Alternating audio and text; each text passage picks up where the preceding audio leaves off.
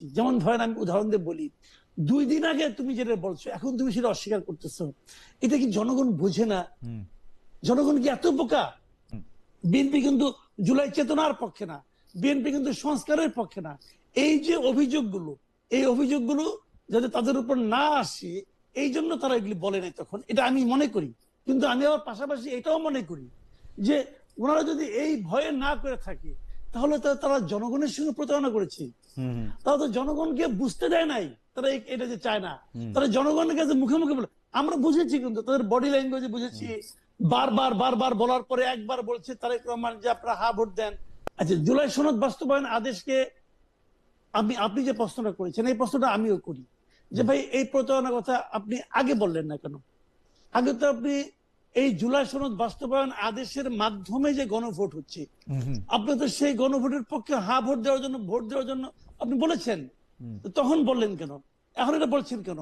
এই প্রশ্নের ব্যাপারটা হলে আমি বলি, এই ব্যাপারটা যেটা হয়েছে, ওরা আসলে একভাবে মনে করেছে যে তখন যদি তারা এটা বলতো তাহলে হয়তো তাদের ভোট কমে যেত, অথবা তারা ভেবেছে আমি যদি তখন বলতো তাহলে জামাত, এনসিপি সহ আরো যারা আছে সবাই বলা বলি, সবাই বলতো, প্রকাশ্যে প্রচারণা চালাতো, এই যে দেখো বিএনপি কিন্তু জুলাই সনদের পক্ষে না, বিএনপি কিন্তু জুলাই চেতনার পক্ষে না, বিএনপি কিন্তু সংস্কারের পক্ষে না।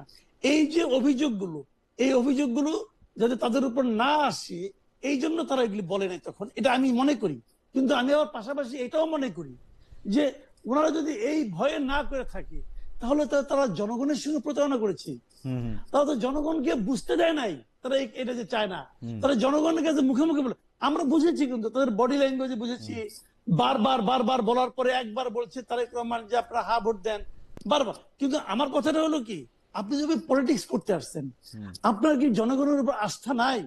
আপনি কি প্রকৃত কথাটা জনগণকে বললে আপনি কেন ভয় পাচ্ছেন জনগণ আপনাকে ভোট দিবে না? তাহলে আপনি জনগণকে একটা প্রতারণা করে ভোট নিয়েছেন, নিয়ে এখন ক্ষমতায় এসে আপনারা যা ইচ্ছে তাই করতেছেন। এটা তারা, আমি মনে করি এটা ওয়ান কাইন্ড অফ হিপোক্রেসি। এটা আমি কিন্তু মনে করি যে এটা তারা ঠিক করে না। তাদের তখনই বলা উচিত ছিল যে আমি এর পক্ষে না, তখনই বলা উচিত ছিল।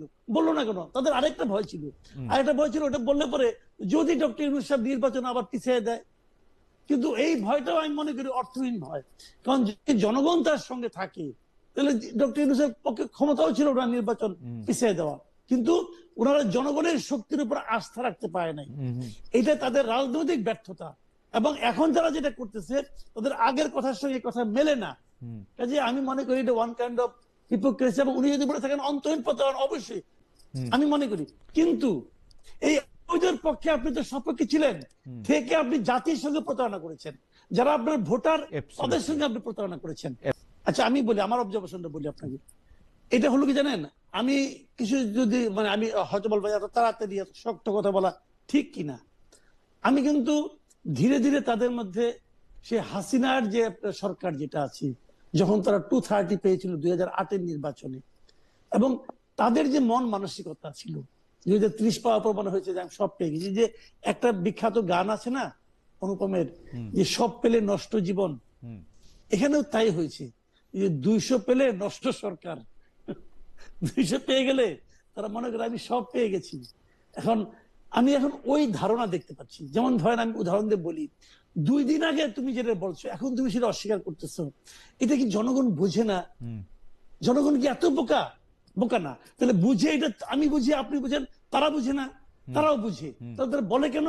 তারা আসলে জনগণকে পাত্তা দিচ্ছে না। তারা মনে করছে আমি তো ক্ষমতায় চলে এসেছি, কিসের জনগণ, কিসের কি? জনগণকে বাদ দিয়ে শেখ হাসিনা 15 বছর ছিল না, আমরাও থাকবো। তো 15 বছর থাকলে তো হয়েই গেল, আর কি লাগে?